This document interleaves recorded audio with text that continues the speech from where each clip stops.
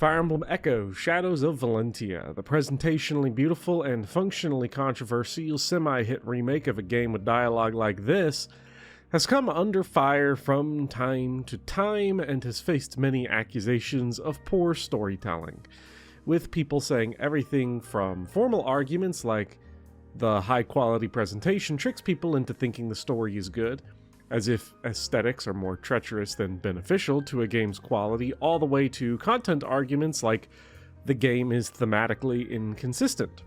This is the part where I'm going to say as a quick word of warning that this video is built around a major Echoes plot point, one that I'm going to spoil in about 10 seconds. This is your warning, but please, if you haven't, play Echoes. It is very, very good. Alm, a country boy from the wilds of Valencian Kentucky, becomes the leader of the Deliverance, a rebel group fighting against the corrupt rulers of Zofia and Rigel. As their insurrection mounts and floods through the land, Alm is revealed to be the lost son of the Rigelian Emperor Rudolph. For a lot of people, this is a curious plot point, because it seemingly undoes 24 hours of Echo's thematic development, or at least that is the consensus. The plot, up to that point, has focused on the intense divide between Alm and the aristocracy, and how his birth as a commoner creates drama within the Deliverance and without, with aristocratic characters like Clive, Claire, Fernand, and Berkut running the gambit from class traitor to ignorance to pride to self-delusion. Many players resonate with this plot. The idea that a so-called low-born peasant can overthrow an evil system rather than reclaim it like the royal heroes of other Fire Emblem games is really powerful. It's a strong class critique, and the reveal that Alm is royal by blood undermines it. At least, it seems to undermine it. The criticism that the Alm reveal makes Echoes and its themes inconsistent is one I disagree with, not just in this specific case, but also as a general rule of thumb.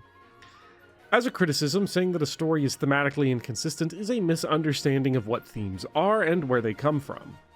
Unlike the rising action, or the protagonist, or alliteration, theme isn't a mechanic of a story, but a product of it. Specifically, theme is created when a story interacts with an audience. If every human were to vanish, a chemistry textbook would remain the same as it is, telling a truth that exists regardless of an audience. Its intended and practical meaning is not based on the presence of a reader. Stories are different. Terry Eagleton, in the introduction to his book Literary Theory, offers a possible definition of literature as writing where a reader, quote, pries loose from its immediate context and generalizes beyond its pragmatic purpose. I think that this definition could be expanded further as a description of how people approach stories across all mediums. Because of this approach, the impulse of audience is to generalize stories into larger messages that say something about the world or human nature. These generalized messages are what we often call themes. Obviously, this goes both ways. It isn't as if artists blindly create works without any thought to the general state of the world or human nature.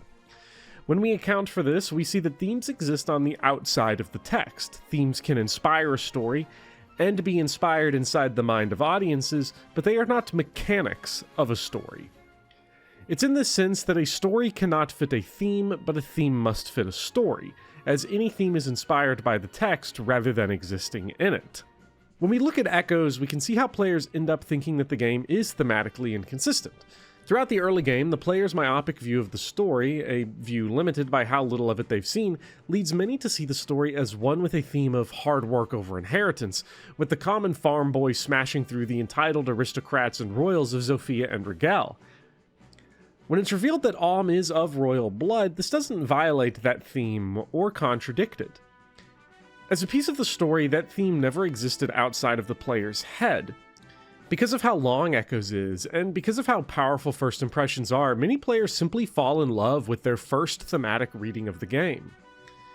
If theme can be understood as a conclusion that an audience member comes to based on a text, then that conclusion must necessarily change as the information available to the audience member changes. Saying that Echoes is thematically inconsistent for its Alm twist is, in reality, a refusal on the reader's part to update their own thoughts on the story as the story progresses. I'm sympathetic to many players who, including myself, were disappointed in the reveal as it edges the story back towards Fire Emblemia genericus by telling another story of a royal hero. But any thematic analysis of echoes needs to account for the reveal, not reject it as flawed for its incompatibility with an incomplete reading of the game. Many will ask though, what, then, can we make of Echo's themes in light of Alm's royal lineage? After sitting with the game for over half a decade, I've begun to disagree with the idea that it completely undermines Alm's journey as a commoner. If anything, it further exposes the artificiality of inheritance as an entitlement to power. Nobility and inheritance are culturally agreed upon costumes. If there were anything intrinsic to a person granted by bloodline, then Fernand wouldn't behave the way he does about Alm. He is mad because someone who does not behave as a royal, who does not wear the costume of a royal, is given power. Because being royal is less about intrinsic qualities, but behaving as if there are intrinsic qualities to being royal. In reality, we see Fernand and later Berkut as highly emotional and unstable characters because of their delusions of birthright. When Berkut learns that Alm is Rudolph's son, he doesn't change his view on Alm. Instead, he becomes more furious because Alm, a man of equal inherited status, didn't act the part of an inheritor, while Berkut did. Instead of shattering Berkut's view of what commoners are, Alm shatters his view of what royalty is, by exposing it to be an artificial and performative status. Of course, this is more complicated than that, because there are certain elements of the story that explicitly give Alm power and fate intrinsic to his royal blood. The royal sword is the most obvious, as the royal blood allows him to wield a sword no one else can. However, when we consider the few details we know about the sword, such as it being a blessed gift of unity between kingdoms, it only further shows the artificiality of nobility. The royal sword isn't a natural entity, an eternal object that serves as proof of divine right. It is an artificial object meant to reinforce the appearance of royal dominance. If you don't mind the indulgence into Echo's meta for a moment, on a ludonarrative level, it's thematically interesting that Alm's best weapon isn't the royal sword, but the killer bow, a weapon usable by the lowest of the low-born archers. The royal sword is, then, a tool, not unlike the Zweihander, or the silver sword, or the lightning sword, with its superiority to these other weapons coming from the insistence of people to say that it's important. Further along, we have Alm's birthmark, which destines him as a hero. And yeah, the way Echo's story works, Alm is a predestined hero by his birth, but we should look at Berkut, Alm's thematic counterpart, to see what this says beyond royalty strong. Berkut exploits his status and his favorable position in the royal system to pursue power, to grasp every last inch of power he can get. Alm, however, remains uncorrupted by his birthright, even though he would be fully capable of exploiting his role in the system. He, in a sense, becomes a clash trader by using the privilege and power given to him by his birthright to overthrow the power structures that control Valentia, both overtly and covertly. While this might not be as individually inspiring as the plucky nobody rising to save the day, it is historically and theoretically relevant, as all revolutions, real and theorized, require clash traders to succeed.